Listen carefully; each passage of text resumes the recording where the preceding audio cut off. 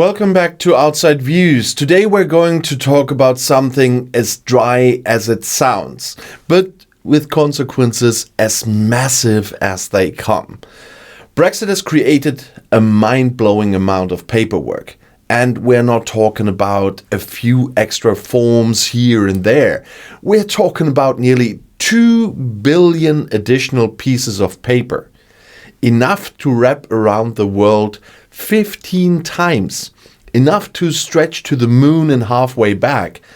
And this paperwork nightmare is yet another reason why I say Brexit was a mistake. But let's start with the scale. According to the Chartered Institute of Export and International Trade, British businesses have had to generate close to 2 billion extra pieces of paperwork since the UK left the EU. 2 billion. Just let that number sit with you. If each of those pieces of A4 paper were stacked end to end, they would reach the peak of Mount Everest over 66,000 times. They would require the destruction of nearly 250,000 trees. And they would cost nearly £20 million in paper alone. And that's without even counting the ink, the printers, the people filling it out, or the time being lost. It's astonishing. And it's devastating for small and medium-sized businesses. And this red tape is not just frustrating, it's suffocating. British retailers like Marc and Spencer have had to rent warehouses just to store Brexit paperwork. Yeah, you heard that correctly. Warehouses just for paper.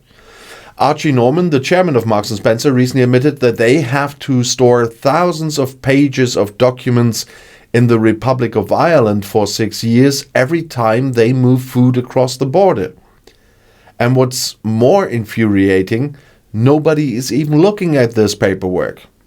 So businesses are burning cash on compliance. They are renting space, hiring staff, and devoting hours of their time to bureaucracy that exists purely because of political decision. This isn't innovation. This isn't competitiveness.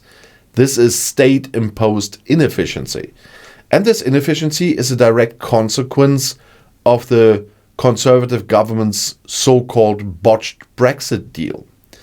That's the term used by Liberal Democrat trade spokesman Clive Jones, and it's hard to argue with him. He said the current deal is tying British businesses in a Gordian knot of red tape. And that's exactly what it is. A tangled, time-wasting, cash-burning maze of rules, declarations and forms. And let's be clear about something else. This paperwork isn't just a nuisance. It's a real economic consequence. The Office for Budget Responsibility, the official body that oversees UK economic forecasts, says Brexit will reduce the size of UK economy by 4% in the long term. 4%. That's billions in lost growth, lost wages, lost public services. The irony here is that Brexit was sold as a way to cut red tape, to simplify things, to make Britain more nimble, more sovereign, more in, control. But what we got instead is more paperwork, more bureaucracy, and more barriers to trade. And let's talk about what all this paperwork actually is. Each export now requires customs declarations, rules of origin documents, sanitary and phytosanitary certificates, import-export codes, VAT registration. Every single shipment of food, every component part, every manufactured good, everything now needs documentation. And in many cases, businesses have to hire customs brokers or third-party specialists to even understand what they are supposed to do. And that costs time. And that, of course, costs money. And it puts small businesses at a serious disadvantage. Big multinationals can afford to throw money at this problem. They can hire compliance teams, consultants, legal experts. But some small cheese producer in Yorkshire, a fishmonger in Cornwall, a textile manufacturer in Manchester, they don't have that luxury. And what happens when small businesses cannot cope? They stop exporting, or they shut down entirely. And that's not just bad for them. It's bad for the whole economy. It's bad for consumers, because when British businesses can't export efficiently, they lose income. And when they lose income, they raise prices or go under. And this is why prices on the high street are going up. This is why British products are disappearing from shelves in Europe. And this is why the UK is struggling to keep pace with its neighbours. And meanwhile, countries inside the EU continue to enjoy frictionless trade across 27 member states. No customs declarations, no border inspections, no duplication. And that's what Britain walked away from. And now it's drowning in paperwork. Liberal Democrats are calling for a bespoke UK-EU customs union, like the German ambassador I talked about a few days ago. And they argue that's the only way to put this extra burden of red tape on a bonfire. And they are right to push for it, because unless the UK makes a serious change, the situation is only to get worse. Every second spent filling out forms is a second not spent growing the business. And right now, what Britain needs is, growth. Not just economic growth, but real strategic growth. It needs to reconnect with its biggest trading partner. It needs to simplify, and it needs to rebuild trust. The Labour government, for its part, seems reluctant to reopen the Brexit deal in case of big discussions. They talk about stability, they talk about pragmatism, but stability built on dysfunction is not really stability at all. And what we're seeing now is a system that simply doesn't work for them.